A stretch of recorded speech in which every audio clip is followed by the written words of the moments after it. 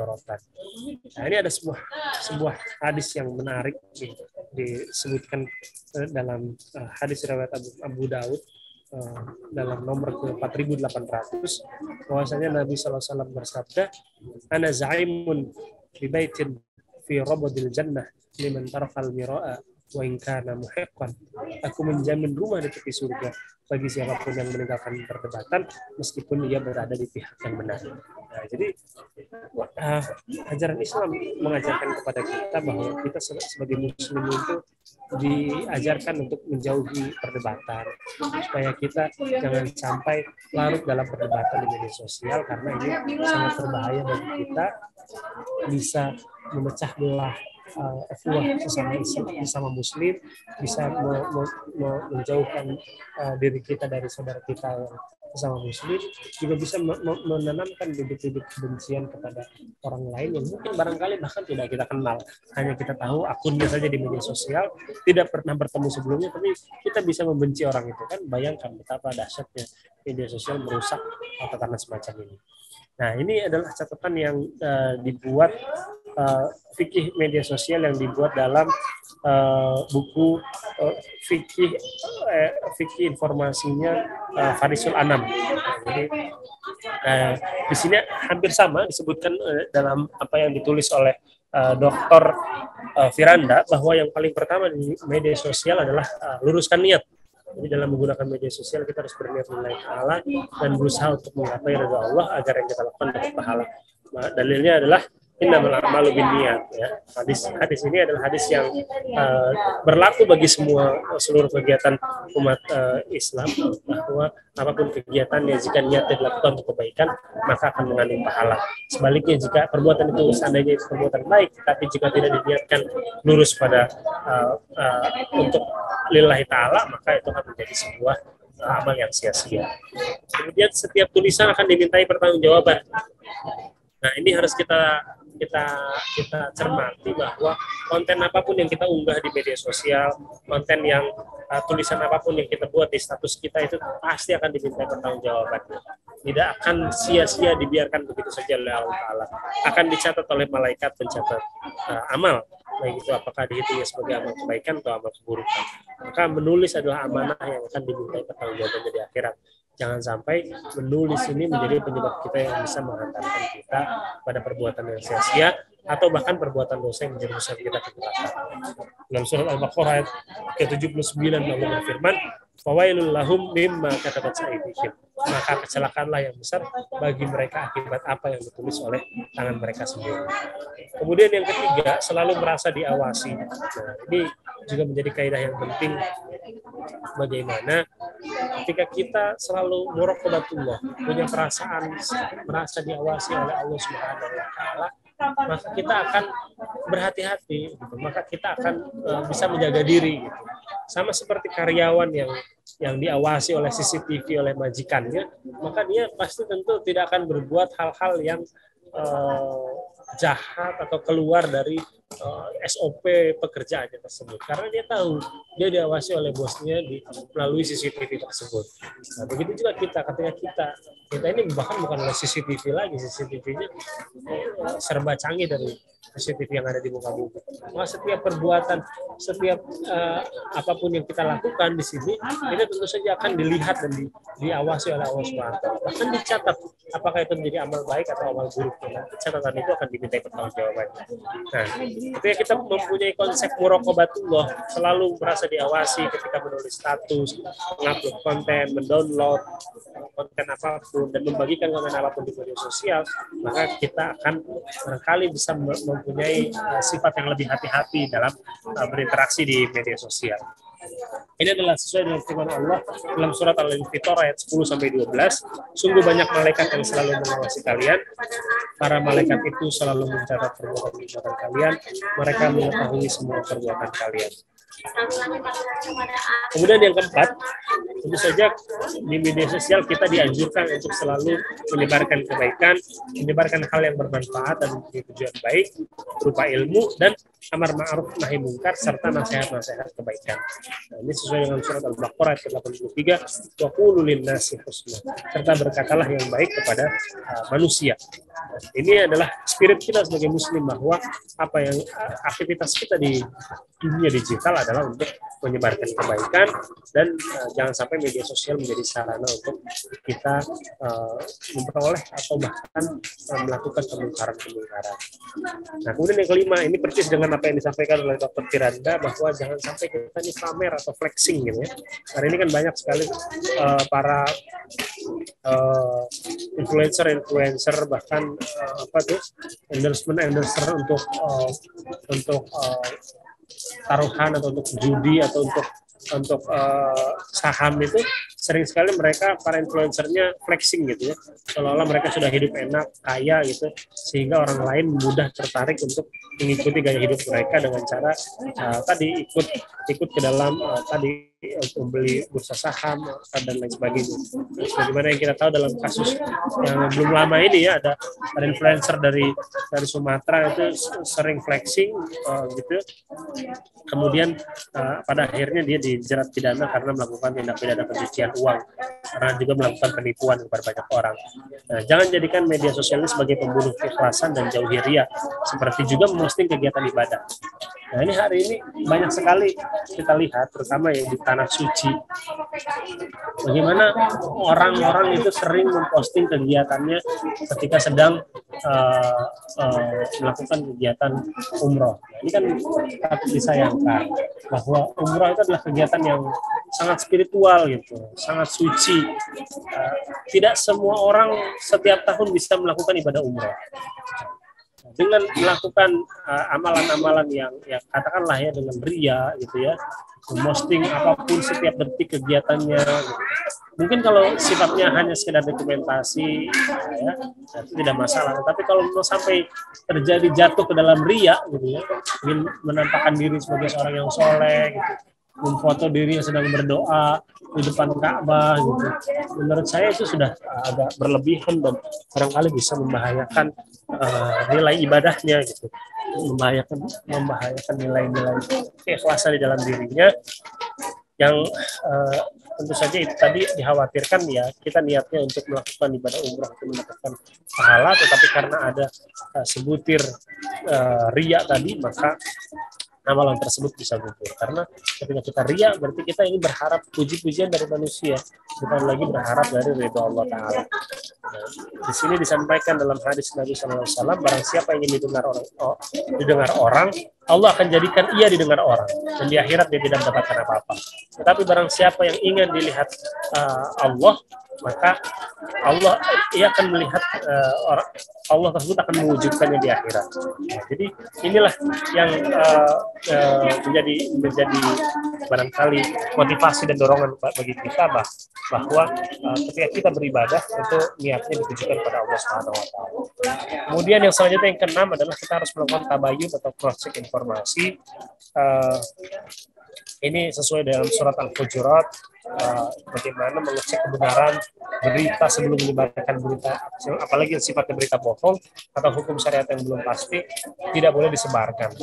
Karena dalam sebuah hadis disebutkan, kafabil mar'i kadziban ayyahditsa bima sami'a. Cukuplah seseorang itu disebut sebagai pembohong jika ia menceritakan semua yang ia dengar. Jadi kalau kita tidak memiliki ilmu tentang sesuatu, kemudian kita mendapatkan ilmu tersebut, padahal kita sendiri masih belum yakin tentang kebenarannya, kalau dalam kaidah Islam tidak boleh untuk langsung segera di-share, tapi dicermati dulu, diperdalam dulu. Kita bisa mengkomparasikannya dengan pendapat-pendapat orang lain yang lebih ilmu, lebih paham. Tidak langsung menyebarkan begitu saja, karena ketika kita menyebarkan begitu saja konten yang kita miliki, yang kita dapat di media sosial, kita bisa disebut sebagai pembohong oleh hadis ini. Nah, jadi kesalahan pertama di sini ada pihak yang memulai berita bohong, tetapi juga kesalahan selanjutnya adalah orang yang men-share atau membagikannya begitu saja. Jangan pernah kita meng-share status atau konten yang kita tidak pernah tahu siapa penulisnya. Nah, sampai kita terjebak ke dalam hoax karena kita tidak tahu konten yang kita bagikan itu apa. Jadi pentingnya tabayun, cross check informasi. Tabayun itu mengetahui langsung siapa sumber informasi ini awalnya berasal dari mana.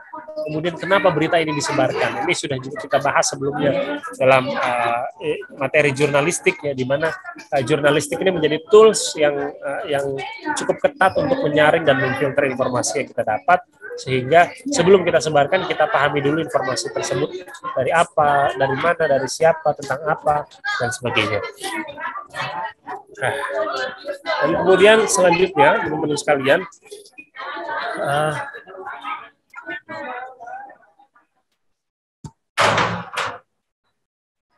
oke.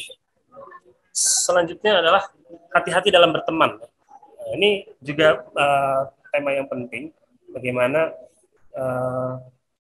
di media sosial itu sebelumnya kita sudah bahas bahwa lingkaran pertemanan itu sangat mempengaruhi dengan konten-konten yang akan muncul di kita pada akhirnya. Jadi memilih siapa yang kita ikuti, memilih dengan siapa kita berteman, kemudian juga siapa yang perlu kita follow, siapa yang perlu kita, grup mana yang perlu kita masuki, itu juga kita pilih dengan hati-hati, karena hal tersebut juga berimplikasi kepada tanggung jawab diri kita, karena konten nanti yang kita serap adalah konten kebaikan atau justru malah konten yang penuh dengan keburukan. Dalam sebuah hadis disebutkan, permisalan teman duduk yang baik dengan yang tidak baik adalah seperti penjual minyak wangi dan seorang pandai besi. Adapun penjual minyak wangi, terkadang ia akan menawarkan minyak wanginya kepadamu, dan terkadang ia akan memberimu, dan terkadang juga kamu akan mendapatkan darinya bau yang wangi. Adapun teman duduk yang tidak baik, seperti seorang pandai besi. Nah, kalau dia tidak membakar pakaianmu, pasti kamu akan mencium darinya bau yang tidak sedap. Nah, inilah juga faktor yang penting, bukan hanya di media sosial. Nah, ini adalah kaidah dasar bagaimana mencari lingkungan yang baik, mencari pertemanan yang baik adalah bagian dari adab dan etika seorang muslim untuk berinteraksi di tatanan sosial. Karena lingkungan pertemanan, lingkungan pergaulan itu sangat penting gitu, menentukan seperti apa kita menjadi apa di hari akhir nanti. Berteman dengan orang-orang soleh disebutkan adalah salah satu dari kiat atau resep untuk menjaga hati. Nah, ini sering kita dapati gitu dari perkataan orang-orang soleh terdahulu, bahwa teman yang baik, berkumpul dengan orang-orang soleh, merupakan adalah salah satu tips dan trik hack cara yang jitu untuk kita bisa mendapatkan husnul khotimah. Nah, kita kemarin juga pernah bahas sebelumnya bagaimana algoritma media sosial itu sering sekali hanya menampilkan teman-teman yang aktif di media sosial yang sering kita interaksi dengannya secara lebih intensif ketimbang orang yang jarang kita interaksi dengannya. Makanya upayakanlah di media sosial ini kita sering-sering berinteraksi dengan orang-orang yang soleh, orang-orang yang baik, sehingga algoritma kita pun pada akhirnya dipenuhi dengan konten-konten yang penuh dengan kebaikan. Kemudian yang ke-8 adalah wajib meralat informasi. Nah ini, kalau ternyata kita secara tidak sengaja kemudian menyebarkan informasi yang salah, kemudian tidak sengaja menyebar informasi yang hoax gitu ya, yang namanya manusia kan kita tidak tahu, kadang-kadang kita terlalu semangat gitu ya, terlalu aktif, ternyata informasi yang kita share barusan ternyata tidak benar gitu. Maka kita harus meralat dengan cepat gitu. Jadi ketika ini juga sebenarnya adalah bagian dari etika media atau etika jurnalistik. Ketika dia menyebarkan berita bohong, dia harus dengan segera melakukan ralat dengan cepat. Nah, seorang muslim di media sosial juga seperti itu. Kalau secara tidak sengaja kemudian nge-share, nggak cukup bagi saya, itu menurut saya tidak cukup hanya menghapus saja, tidak cukup. Tetapi dia juga harus minta maaf dan meralat berita tersebut kalau memang dia tidak sengaja melakukan kesalahan, dan tidak ada keburukan, tidak ada celah bagi orang yang meminta maaf karena berbuat kesalahan. Justru orang malah akan semakin yakin untuk mengambil informasi dari orang tersebut, dari kita, ketika kita melakukan ralat atas berita kita yang salah. Jadi sama sekali tidak ada celah, tidak ada keburukan bagi orang yang pernah salah, kemudian menyebarkan informasi, kemudian ketika dia sadar bahwa dia salah, dia kemudian dengan segera melakukan meralat informasi tersebut. Ini disebutkan dalam Quran surat Al-Baqarah bahwasanya illal ladzina tabu wa aslahu wa bayyanu faulaika atubu alaihim wa ana tawwabur rahim. kecuali mereka yang telah bertaubat dan mengadakan perbaikan dan menerangkan kebenaran mereka, itulah yang aku terima taubatnya, dan akulah yang maha penerima taubat dan maha penyayang. Jadi barang siapa yang mungkin barangkali pernah menyebarkan kebatilan, menyebarkan konten yang salah, maka dia harus segera wajib menjelaskan kesalahan dan kebatilan yang telah disebarkan, itu saja. Dan jangan ragu untuk melakukan ralat semacam itu, karena itu bukanlah sebuah aib atau celah, malah justru sebuah kemuliaan, dan orang akan terlihat integritasnya ketika dia memang berani untuk meralat sebuah informasi yang salah secara gentleman, secara jantan dan secara terbuka. Kemudian yang 9, tidak boleh mencuri konten. Ini juga penting ya, bahwa kita sering tidak sadar nih, bahwa kita sering terpukau gitu melihat konten atau status orang, kemudian kita suka, kemudian kita juga ingin membagikan gitu. Kalau di Twitter mungkin bisa retweet gitu, sehingga narasumber aslinya itu masih ada gitu. Kalau di Instagram kalau make aplikasi bisa reshare gitu, sehingga masih ada watermark dari konten aslinya gitu. Nah yang gawat tuh kalau kita cuma screenshot kemudian kita upload ulang, seolah-olah konten itu kita yang buat gitu. Maka sungguhnya itu sama dengan mencuri konten orang lain. Itu sama dengan mencuri postingan orang lain. Jadi barang-barang digital itu kan hari ini dengan sangat mudah disebarkan. Kita nggak sadar bahwa barang-barang digital pun tuh ada pemiliknya gitu. Sama seperti barang-barang nyata yang ada di hadapan kita. Gitu. Barang-barang digital itu sama seperti barang-barang yang ada di depan kita, bangku, kursi, dan lain sebagainya. Maka ketika kita mengambil sesuatu yang bukan milik kita, tentu saja harus izin dari pemiliknya. Kita harus menyebutkan, etikanya kita harus menyebutkan pemilik konten itu siapa. Kita harus menyertakan ini tulisan dari mana gitu. Sehingga jangan sampai overclaim seolah-olah itu disangka hasil karya kita, padahal itu sebenarnya adalah hasil karya orang lain. Jadi kita jangan sampai menyepelekan konten-konten atau barang-barang digital, karena barang-barang digital itu juga ada pemiliknya, dan ini hukum fikihnya berlaku seperti dengan hukum kepemilikan barang yang ada di hukum fikih biasa. Jadi tetap ada hak cipta, kita harus menghargai, ada orang yang memang susah payah membuat konten, dan ini harus kita hargai, dan kita harus izin kepada pemiliknya jika kita ingin menggunakannya lagi. Kemudian yang ke-10, selalu husnuzon. Nah, kadang-kadang ya, sebuah konten di media sosial, sebuah postingan di media sosial, itu antara sang pembuat status, pembuat konten, dengan orang yang menerima kontennya, dengan para audiensnya, itu bisa berbeda tanggapannya. Jadi kita posting tentang bunga mawar gitu ya, padahal sebenarnya kita cuma ingin barangkali ngetes ketajaman lensa kita gitu. Tapi orang lain yang menangkap, loh kok dia posting bunga, apakah dia sedang jatuh cinta? Nah ini kan persepsi orang itu kan bisa berbeda gitu ya. Persepsi orang terhadap sebuah konten itu bisa sangat sekali jauh berbeda. Jadi ketika orang memposting sesuatu, kita tuh tetap juga landasannya harus husnuzon. Jangan sampai kita terburu-buru menyalahkan pendapat orang lain atau mengomentari sesuatu yang belum dipahami maksud si pembuat kontennya. Nah inilah pentingnya kita untuk selalu husnuzon, supaya kita juga jatuhnya nggak berdosa, supaya hati kita ini juga nggak rusak dengan amalan-amalan buruk kita, hasad, benci kepada orang lain. Maka kita harus berhati-hati terhadap setiap konten atau postingan yang dibuat orang lain, maka kita harus husnuzon dahulu. Oh barangkali dia mungkin maksudnya baik. Oh barangkali dia maksudnya tidak seburuk yang saya pikirkan. Dengan model pemikiran semacam ini, maka hati kita itu nggak akan rungsing gitu di media sosial, tidak akan dipenuhi dengan hal-hal buruk, dan tidak buru-buru untuk membalas komentar orang lain dengan kata-kata yang barangkali justru malah menzalimi orang lain. Dalam hadis riwayat Bukhari disebutkan Nabi Hurairah Nabi sallallahu alaihi wasallam qala ayyakum wadh-dhann fa inna adh-dhann akzil hadis wala tajassasu wala tahasadu wala tadabaru wala tabaghadu wa kunu ibadallahi ikhwana. Takutlah kalian akan berprasangka, karena berprasangka adalah ucapan yang besar. Janganlah kalian saling iri, saling hasut, saling membenci, dan saling membelakangi, dan jadilah kamu sekalian hamba Allah yang bersaudara. Kemudian yang 11, gunakanlah kata yang lembut dan sopan. Berhati-hatilah memilih kata, selalu menggunakan kata-kata yang baik, lembut, dan sopan, walaupun berhadapan dengan orang yang tidak sependapat atau orang yang kita benci. Nah, ini disebutkan oleh dalam hadis bahwa berkata-kata yang lembut dan sopan itu adalah bagian dari akhlakul karimah.